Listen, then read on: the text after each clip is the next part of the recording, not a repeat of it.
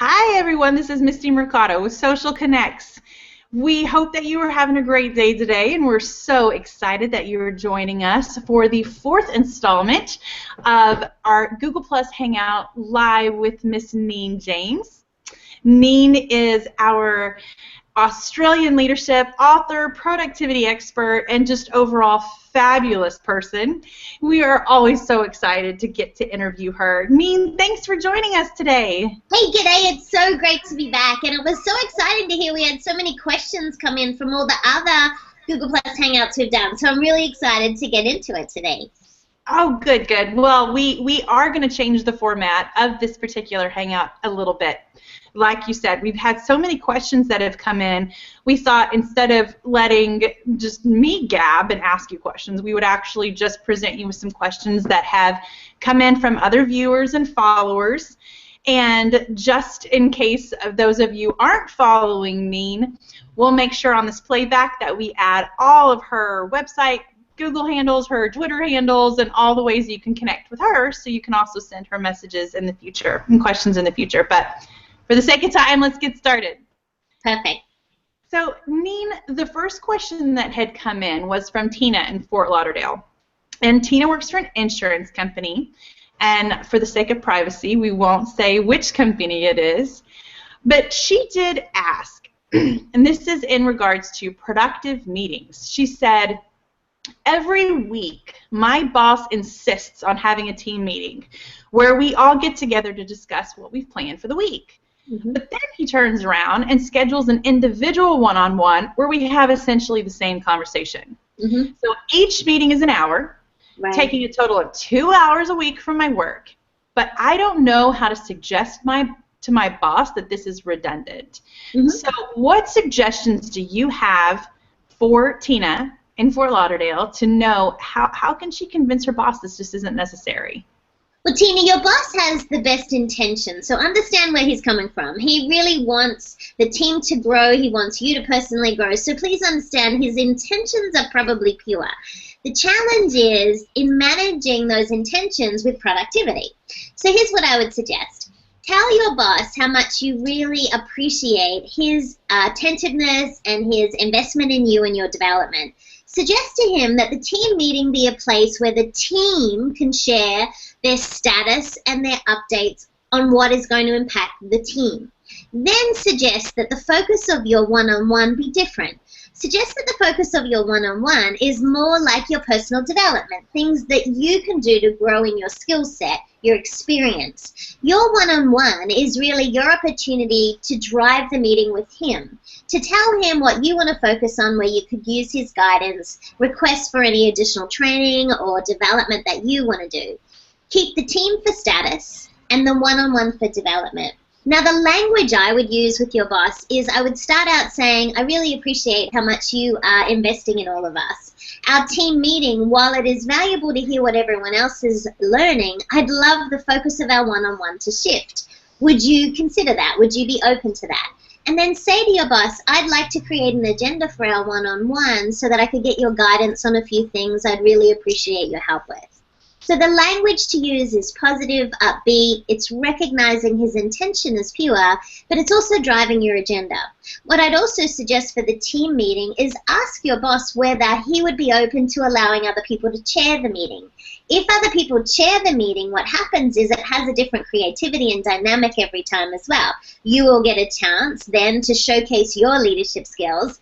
And in your group, you're going to have some people who are very time conscious. So those people, you can have them watching the time and keeping the flow of conversation going. What I'd also recommend to your boss is try an experiment. With one of my cable companies, what we did was we implemented a project called Project Half as Much. Could we spend half as much time in email and half as much time in meetings? And it was astounding that the leadership team committed to this. They halved their meetings and they halved their time online. So you might try what's called a pilot. See, if you call it a pilot, you can get away with anything. So I'd suggest to your boss, hey, could we try a pilot? Could we try reducing our meeting to 45 minutes? See what happens. And once you've accomplished that, you might say, hey, could we pilot a 30-minute meeting? Here's what happens, Tina. The more and more that you compress the time, the more and more the meeting gets compressed. It stays on agenda, it stays productive, and then you don't feel like your time's being wasted. So, Tina, I hope those suggestions work for you. And Neen, that's a great point. One of the things that I've heard you say in the past is that whatever time we schedule is the time we're going to use. Right. So if we give ourselves 2 weeks to make a decision, it's going to take us 2 weeks to make a decision.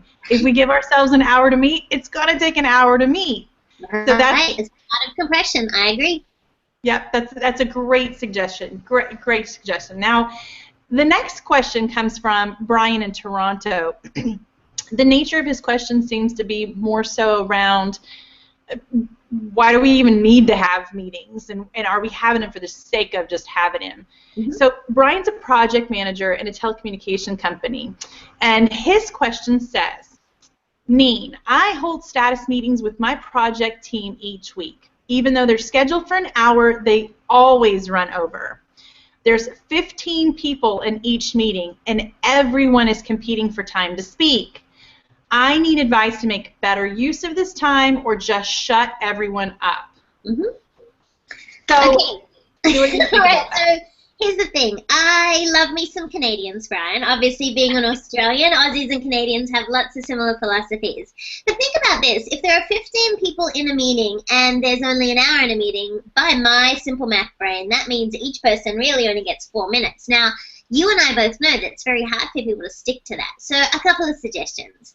You must start on time and you must end on time. I don't care whether you're finished or not. You see, as a leader of this meeting, it's your responsibility to start and end on time. You have no right to go extra, even if people haven't had a chance to speak. So here's a couple of suggestions. See if you can get people to stand up. Now, they will hate you when you first do it. I'm just telling you, that's reality. But if people stand up, they get to the point quicker. So what I would recommend is that when someone's speaking, even if you can't get everyone to stand up, get the person who's presenting to stand up. And what's interesting about human beings is we don't enjoy presenting and standing up, and yet it gets us to the point quicker. So stand up. What I'd also suggest you do, Brian, is take the pressure off yourself and give someone else the role of timekeeper. So if you have someone in your team who's really diligent around time, get them to be an actual timekeeper. Then you don't look like the bad guy and someone else takes responsibility for that. Your job is to facilitate the meeting and lead it strongly.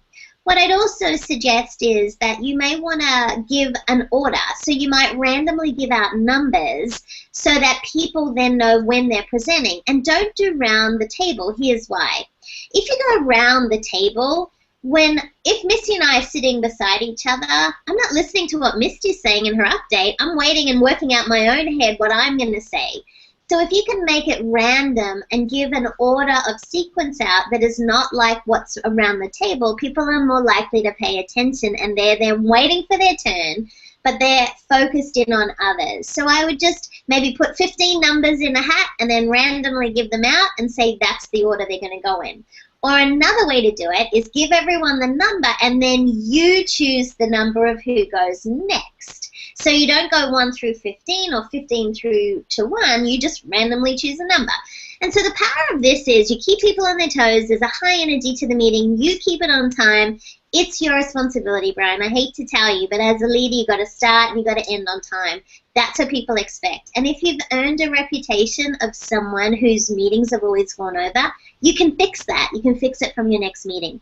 But here's the other thing, Brian. Allow some wiggle room. Because you know you're going to want to say some things at the beginning, you're going to say some things at the end, which really means the more you say, the less time the team gets. You might also want to, thinking about what Tina suggested and asked in her question, you may want to just keep the team meeting for specific projects, and then if people want to drill into more information, they can see you one-on-one. Hopefully that's helpful, Brian. Those are great suggestions. But can I jump in there real quick with a question? What about the concept of having more meetings with less people? What are your thoughts on that? Or do you feel like maybe that's just going to make too much redundancy, or then you really are just meeting for the sake of meeting? You know, there's a brilliant book by Patrick Lencioni called Death by Meetings, and it's one of my favorite books on meetings. I think meetings are vital, and when two people get together, it's like a third brain gets created, and so meetings are always going to be powerful. understand, though, there's different types of meetings. So it's not about how many meetings, Misty, it's about the type of meeting.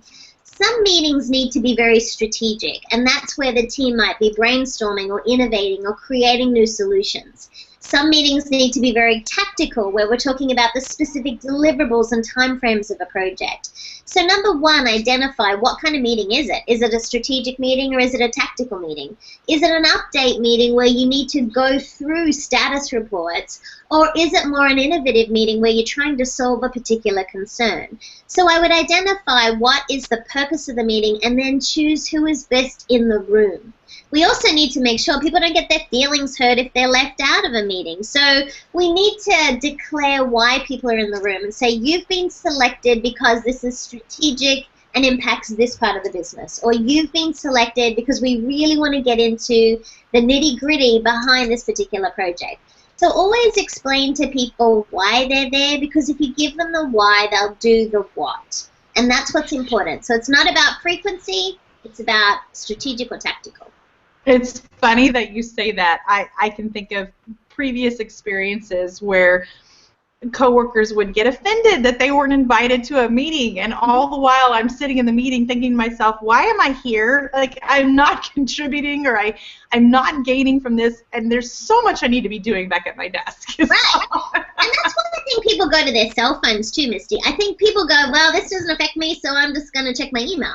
And the challenge with that is, as a leader, you've got to engage. So I would recommend that you choose the kind of purpose of the meeting and then determine who needs to be in the room. So, Misty, have you got any other questions for me? I do. I have one last question before we summarize. And this one actually came from Mark in Los Angeles. So Mark is a manager at a software company, and he asks, or he says rather, my employees are complaining that my meetings are too long-winded, and even though I get a great deal of information in them, it's information that's not necessary for everyone else in the team to know. So I'm trying to figure out, how can I get to the same level of detail without wasting everyone else's time just sitting in the room, and or creating a laundry list of individual meetings for myself? So what are your thoughts on that for this leader? Think about, Mark, what I was sharing with Brian about the distinction between strategic and tactical. So you might decide that you have your leadership team in the first part of the meeting, and then you bring in the other team members for the second part of the meeting. So you might have some clear distinction that one meeting agenda has two parts. So you could then encourage people to attend the part that's most relevant for them. Now that requires an onus on you, Mark, to also ensure that you are the segue between those two meetings. So if your leadership team has made some decisions in the first part of the meeting that will impact the second part, your job when those second group join you is to bring them up to date with what's happened. So what you want to do, though, too, is always, always, always have an agenda. I have a rule with every client I work with when we work on their communication and productivity strategies is no agenda, no meeting. It's that simple. If you cannot declare the agenda of the meeting, Mark, don't have the meeting. So one of the ways to prevent you being long-winded is to stick to the agenda. Now, going back to the advice that I was also sharing with Tina, and that is get someone to keep an eye on the time. So if you have an agenda, write out how long you're going to allocate for each agenda item. So one agenda item might go from 1 o'clock to 1:10. At 1:10, ask your timekeeper to prompt you so you can move on to the next agenda item. Because what happens is often, Mark, when we're so passionate about what we're doing, we get excited, we could be brainstorming, there's creativity flowing, you don't want to stop it. But the beauty of a timekeeper is we're respecting people in the room, we're respecting a start and an end time, and you still feel like you can get things done. So I would allocate roles to people in the meeting, Mark. Get someone to help you create the agenda, get someone to make sure we're on target with our agenda, and someone to be a timekeeper. Hopefully that helps. Oh, fabulous. Oh, and Neen, I am sure we could go on and on and on with this conversation. And, you know, so many of us have had so many different experiences when it comes to meetings, and they can be frustrating, and they can be time sucks, but they can also give us so much information that we need. So where would you suggest people that have questions or are in need of advice, where would you suggest that they go to learn a little bit more about some of your meeting productivity tips? So I love Patrick's book, Death by Meetings. It's one of my favorites, and I recommend it to my clients all the time. For those of you who have a copy of Folding Time, that's my latest book, How Do You Achieve Twice as Much in Half the Amount of Time. Chapter 5 has some really specific strategies on what you need to do to make your meetings more productive, but also your one-on-one meetings and how you can get the most out of them, because meetings are brilliant when done well. Also, too, many of you know, and some of you are already part of, the Folding Time online mentoring program. So every month what we've done is we've created this online platform where you can go in and learn some really cool practical productivity strategies you can apply personally and professionally. There's a whole module in the online mentoring program, and I know Misty's going to put the link in there as part of this, that you can actually go to the mentoring program, and one of the modules is specific on meeting management. So I think that those two resources, the online mentoring program and the Folding Time book, and also pick up a copy of Patrick Lencioni's book. It's brilliant. They're my favorite resources. Oh, that's awesome. Neen, thank you so much for meeting with us again today. And like I said, I wish we had more time to get to go into this, but for the sake and respect out of everyone else's time who's watching, we thank you for joining. Neen, we thank you for your brilliance and your advice, and we can't wait to see you again soon. Fabulous. I'll see you soon. And remember, you can tweet me directly. My Twitter handle is @Neen James. It's an easy way to share questions and comments. We'd love to hear from you. Great. See you soon. Thank you, everyone, for watching.